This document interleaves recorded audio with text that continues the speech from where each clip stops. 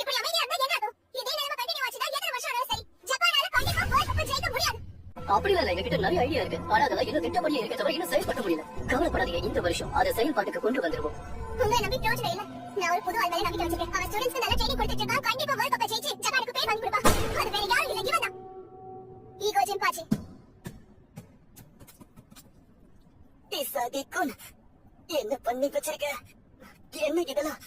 என்ன நடந்துச்சுங்க? சாரி, பால் எங்கிட்ட வந்ததுல நான் என்ன பண்ணேன்னு எனக்கு தெரியல. அப்படின்னா இது சும்மா சொல்லக்கூடாது, அருமை. சரி, ரிசல்ட்ஸை பார்த்துடலாமா? தோத்தவங்க வெளியே போயிடணும். கிராரியுஸ்க்கு நீ டிஸ்குவாலிஃபைட்.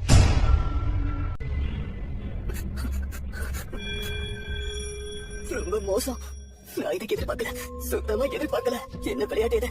இப்படி விளையாடாதான் நேஷனல்ஸ்க்கு போக முடியுமா? நீங்க பாதி பேரால சாதனை கூட போட்டி போட முடியாது. ஆனா நீங்க சொல்ற இசாகி-குன் என்ன திறமையானவன்னு சொல்றேன். இதுக்கு என்ன திறமையை தேர்ந்தெடுக்கிறதுனால தப்பு. இதுக்கு சாக்கர் கேம் என்ன சம்பந்தம் இருக்கு? உலோக பொறுத்த வரைக்கும் எல்லா டாஸ்க்குமே சாக்கரோட ஏதோ ஒரு விதத்துல கனெக்ட் ஆகும். கோவப்படாம ஒரு நிமிஷம் ஒன்னு சுத்தி பாரு. நீ இருக்கிற ரூம் இருக்கு இல்லையா? பெனால்டி ஏரியா எப்படி இருக்குமோ அதே போலதான் இதுவும். கோல்ஸ்ல 75% ஒரு பல்புக்குள்ளதான் இருக்கு. இதுல உன்னால சமாளிக்க முடியலன்னா உனக்கு ஸ்ட்ரைக்கராக திறமை இல்லைன்னு சொல்லலாம். எப்படி சொல்ற? இந்த விளையாட்டுக்கு எப்படி சம்பந்தப்பட்டிருக்க தெளிவா சொல்லு. இப்ப நீ தான் ஓடிக்கிட்டு இருக்கேன்னு வச்சுக்கீங்க. உன்னோட பொசிஷன், ஸ்பேஸ் இதுல எல்லாம் கவனம் இருக்கணும். இல்ல நீ சேஸ் பண்றேன்னு வச்சுக்கோ, உன்னோட டைரக்ஷன்ஸ் தெரிஞ்சுக்கிட்டு உன் கவனம் எல்லாம் ஏம்ல இருக்கணும். அது உன் கிக்கோட குவாலிட்டியை நிர்ணயிக்கும். இதெல்லாம் ஒரு அற்புதமான சாக்கர் பிளேயரை உருவாக்கும். புரிஞ்சுக்க. சரி, ஓகே.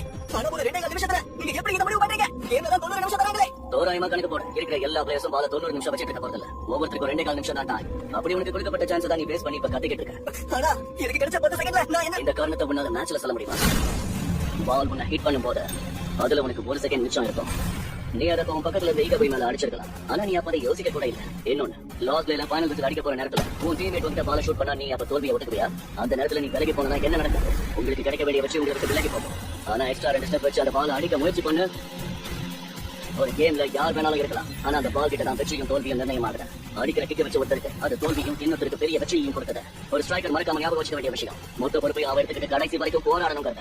இசாகி டார்கெட் பண்ணது அவனை விட ஹை ரேங்க்ல இருக்கிற ஒருத்தனை அடிச்சு இங்க வெளியே தோத்தணும். சரி, அங்கிருந்த பாச்சிடா அவன் மேல அடிச்சிருக்கலாமே. அவன் கூட அவனை ஸ்ட்ராங் தானே. இந்த இடம் தரிசனத்துக்கானதோ நட்புக்கானதோ கிடையாது. சுயநலம் மட்டும் தான் இந்த இடத்துல உங்களுக்கு வெற்றியை கொடுக்கும். சுயநலம் இருக்கு, அந்த ஸ்ட்ரைக்கர்ஸ் மட்டும் தான் எனக்கு வேணும். நீ தப்பிக்க பார்த்து இந்த இடத்துல தோத்துட்ட. கிராரியுஸ்க்கு வெளியில போலாம். இதெல்லாம் சரியே இல்ல. பரவாயில்ல, நான் வெளியில போறேன். என்ன இப்படி பண்ண? அவனோட சாக்கர் கேரியரை அடிச்சிட்டியா? அவன் செம்ம கண்ல இருக்கான். அதுவும் என்னால. அந்த நேரத்துல அவன் பால பாஸ் பண்ணாமலே இருந்திருக்கான். என்ன பாஸ் பண்ண? இப்ப அவனோட வாழ்க்கையை ஸ்பாயில் ஆயிடுச்சு. அதுக்கு காரணம் நீ. இதுக்காக நீ எப்படி பண்ண? நீ அடி பண்ணி எனக்கு தெரியும். இதுக்கு பேரு தான் விதி. இங்க எல்லாத்த விட ரிசல்ட் தானே முக்கியமே. நான் உன்னை நம்புறேன், நீ ஜெயிக்க வச்சுட்ட. எப்படி? இது எல்லாம் பைத்தியக்காரத்தனம்.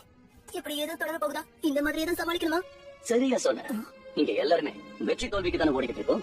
இப்ப பெரிய பெரிய ஸ்ட்ரைக்கர்ஸா இருக்கிற ஸ்டார்ஸ்க்கு கூட இதே நிலைமை தான் ஏற்பட்டுச்சு. ஒவ்வொரு நாளும் உங்க வாழ்க்கையை இந்த மாதிரி நினைச்சே கொண்டு போங்க. எப்படின்னு சொல்லவா? ஆரம்பத்துல எப்படிடா ஜெயிக்க போறாங்கிற பயம் மட்டும் தான் உங்களுக்குள்ள இருக்கும். பழகணும், சேஃபா இருக்கணும் தோணும். அதை தாண்டி ஜெயிக்கணுங்கிற ஒரு எண்ணம் உங்களுக்குள்ள வரும். அதுக்காக போராடுவீங்க. கடைசியில உங்களுக்கு வெற்றி அது கொடுக்கும். நீங்க மண்டையில ஏறிக்கிட்டீங்கன்னா ஒவ்வொரு நாளும் ஒரு புது அனுபவத்தை உங்களுக்கு கொடுக்கும். இப்ப இருக்கிற நீங்க எல்லாரும் வேர்ல்ட் கிளாஸ் ஸ்ட்ரைக்கர் ஆகிறதுக்கு ஒரு படி மேல ஏறிட்டீங்க. நான் வச்ச ப்ளூ லாக் அட்மிஷன் எக்ஸாம்ல நீங்க பாஸ் ஆகிட்டீங்க.